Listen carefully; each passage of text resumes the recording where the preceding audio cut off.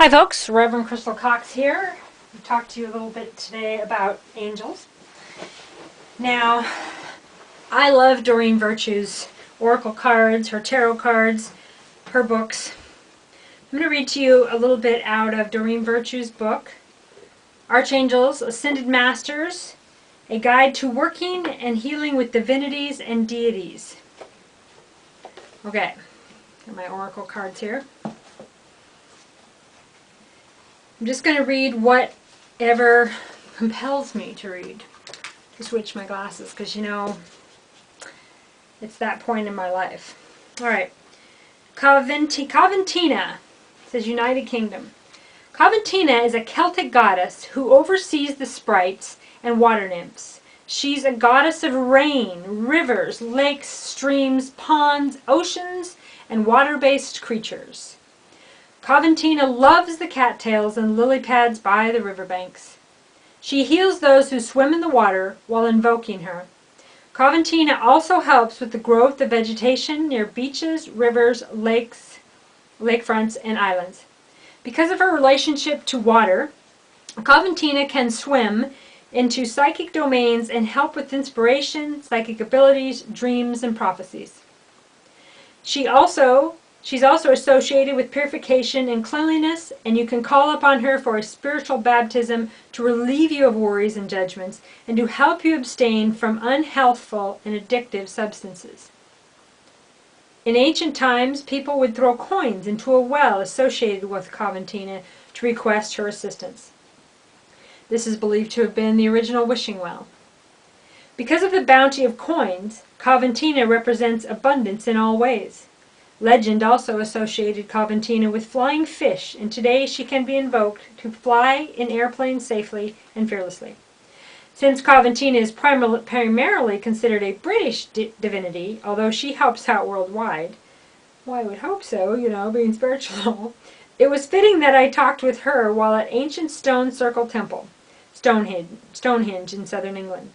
She told me I will help anyone who is involved with ecological welfare, especially concerning water cleanliness, the preservation of water and its inhabitants, and water runoff issues. I am dedicated to the whales, dolphins, and cetaceans. That's cool. She helps with abundance, dolphins, environmentalism, healing with water, psychic abilities and prophecy, purification and cleanliness, swimming, water cleanliness, and supply.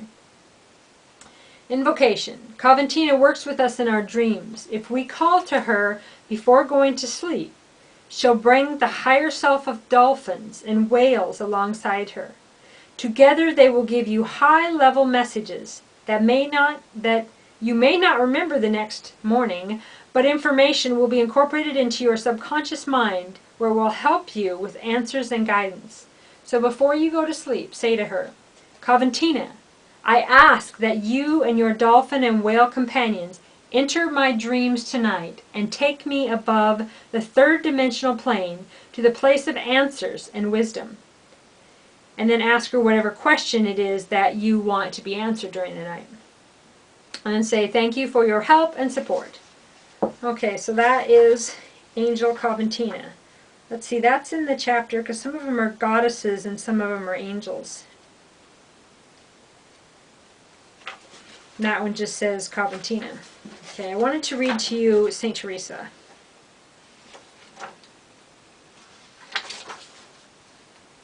Okay, St. Teresa. Also known as Teresa of Lisieux, Teresa of the Child Jesus, the little flower of Jesus. St. Teresa is a powerful and loving,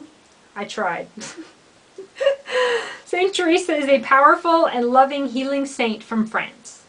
You'll know that she's heard your prayers when you see or smell roses.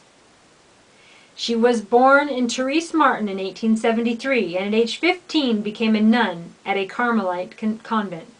At the age of 24, she passed away. Many people report verified healings after praying to St. Teresa or visiting her relics. As Teresa lay dying in 1897, she said, after my death, I will let a shower of roses fall. Since that time, she's been associated with those beautiful flowers. For that reason, she's the patron saint of florists. However, she helps with those so much more, particularly in the area of physical healing.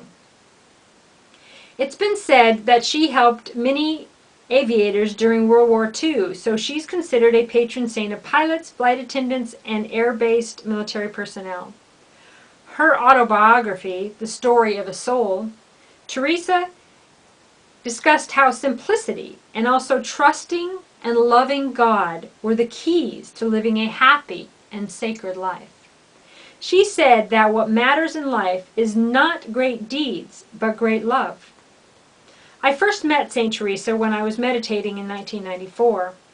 I loved meditating so much that I'd spend hours sitting with my eyes shut, just listening and enjoying the wonderful feelings of peace and divine love. One day I heard a woman's voice talking to me. She said, "Little flower," and then she said, "St. Teresa." Not having a Catholic background, I didn't know who she was, so I called a local Catholic church and asked the priest for information. He patiently explained St. Teresa's background to me and told me about her connection to Little Flower. The priest was so kind that I summoned up the courage to tell him about my experience during the meditation. He was very open-minded and accepting and told me that he thought St. Teresa was with me because of my work as a spiritual counselor and healer. He explained that she helps sincere people regardless of faith. Let me say that again. She helps sincere people regardless of faith. Since that time, I've seen St. Teresa with other people to whom I've given readings.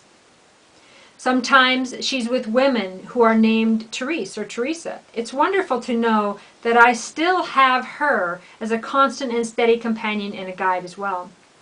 So St. Teresa helps with gardening, especially flowers, healing all forms of injury or illness, pilots and airline crews, and spiritual counseling and healing. Invocation. Catholics normally recite the Novena Rose Prayer to ask for St. Teresa's blessings. Non-Catholics may also request this loving saint's assistance. It's said that if you practice this devotion for 9 to 24 days, you'll see a rose as a sign that your request has been heard and granted. Oh, little Teresa of the Child Jesus, please pick for me a rose from the heavenly garden and send it to me as a message of love. Oh, little flower of Jesus, ask God today to grant the favors I now place with confidence in your hands. And then you mention your specific request.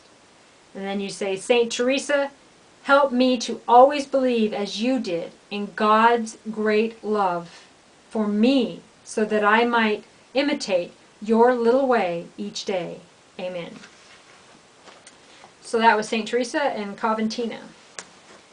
All right, I'm going to end this video with, well, it's not really an end. I'm going to pull you a card, Doreen Virtue's Oracle cards. Now, the Goddess Guidance Oracle cards I really like. I like pretty much all of her cards. The Ascended Masters is one of my favorites. Okay, and Saints and Angels. And then also today I might pull a card from Mary, Queen of Angels, Doreen Virtue. Okay, so the Guidance Oracles, and we are pulling the card today with an intention of pulling a card for whoever stumbles on this video needs this. And, you know, it's probably something that I need to hear today. And I like to get my energy on the cards and ask the angels to be with me and to give me a message. And I try to really meditate on what it is that I want an answer about. Okay? Or what I want clarity or the angels to give me clarity on. So if you are watching this video and you're still with me, then maybe this message is perhaps for you. Okay, it's Rhiannon, Sorceress. You are a magical person who can manifest your clear intentions into reality. See if you can see that card. Okay, and then for those of you who don't know, it comes with a little book, but You also, when you go into meditation and you ask this angel to tell you more, you say, okay, goddess, angel, goddess Rihanna, show me what it is that you want me to know, and then try to pay attention to signs and be compassionate and kind with yourself if you don't necessarily get it right away, and just keep praying and talking to angels. All right, Rhiannon. Luckily, this book is alphabetical and tiny print. So, Rhiannon, sorceress. You are a magical person who can manifest your clear intentions into reality. Message from Rhiannon. A large part of my power stems from my connection to animals and nature. If you've been outdoors too long, you can recapture your personal power by simply stepping outside. I think I read that wrong, right? If you've been indoors too long, you can recapture your personal power by stepping outside those doors. This simple motion will do you a world of good and reawaken your sleeping, magical, spiritual nature. So get outside and enjoy the nature. Allow the light of the sun, the moon, and the stars to stir ancient memories that may be dormant. Recall the times of your magical abilities and then put them to use immediately for the good of the entire planet. Resume the mission that was once aborted through the misdeeds of past time leaders. Take up your spiritual arms and move with swift speed into the night. Awakening one and all to the magic that is life itself. This is a mission that must be accomplished, and you're the one who can help us with it. Various meanings of this card. Have absolute faith that your dream is manifested. Make a clear decision. Put your energy into manifesting your dreams. Know that you deserve to receive good. When you win, others win too. Keep your thoughts focused on your desire and away from fear. Okay, a little bit more about Rhiannon. This lunar Welsh goddess's name means Great Queen, as she serves important functions, including being the muse of inspiration for poets, artists, and royalty. She lovingly carries souls from Earth to the afterlife plane upon her trusty white horse, helping them adjust to the transition of life after death. A shapeshifter, Rhiannon can appear to you as an animal, bird, or song. Call upon her to help with manifestations, spirit communications, transitions, or artistic inspirations. Okay, folks, this kind of goes along with something that I wanted to talk to you about, which is calling all light workers, all goddesses. Bringing Back Goddess Church is about a place to bring in the light workers and for you to bring in your people, your congregation, your coven, your people, your tribe, and a place for the leaders to bring their message, a place for you to pray, to meditate, to heal, to talk quietly with Goddess. It's a place for light workers to come out of the closet, per se, and not be scared anymore. And, whether you're Wiccan, Christian, pagan, Buddhist, whatever it is, to be proud of your spiritual belief and to have a place where you're accepted no matter what that belief is. And of course, not to force that belief onto other people. Okay? Yes, talk about it, share, experience, and where the congregation, the clients, the people that come in from the streets, who's ever there, if they feel compelled to ask you more, then they will, But if you are a light worker and you want to be part of this church, email me at bringingbackgoddess, bringingbackgoddess at, bringingbackgoddess church. I think I have them both. Okay, bringingbackgoddess@gmail.com. Girl doesn't even know her own email. Okay, you can also email me at reverendcrystalcox@gmail.com and let me know that you want to be a part of the Bringing Back Goddess Church. We're also going to be working with people in other towns that want to start up a Bringing Back Goddess Church and be the head pastor, which can be female, reverend, which will be, and priestess. And I'm not being like anti-male in any way. I'm completely into the equality of men and women and plan to promote that. but our congregations, our churches will be women-led. It's a place to, it is a mother God. It's bringing back the feminine divine, bringing back the goddess. And in this, I am a lesbian, but I'm certainly not a man-hater. But it is also, a goddess that is truly sacredly centered and connecting with spirit, is not abusive to men, does not feel like they're superior to men. It is about equality and kindness and strength and intelligence and in spirituality.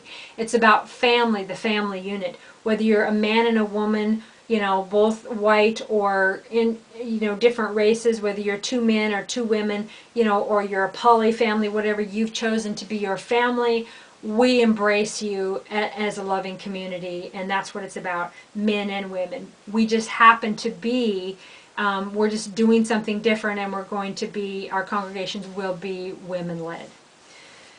Okay, so, calling all light workers. I don't know my email, but no, you can email me, reverendcrystalcox@gmail.com, and God has blessed you all.